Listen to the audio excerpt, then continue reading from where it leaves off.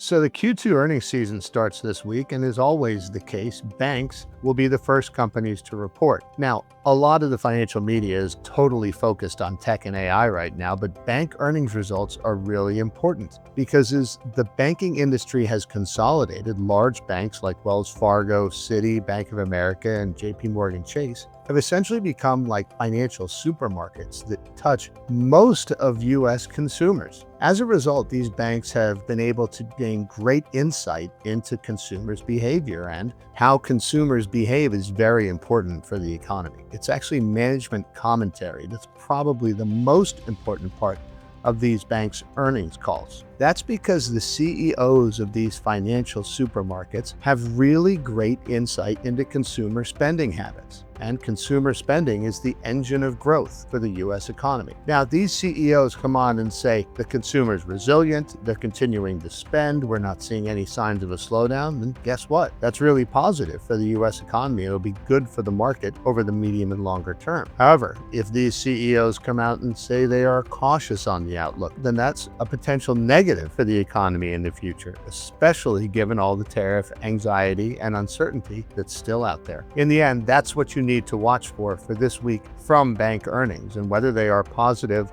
or negative on the consumer will be important to this market.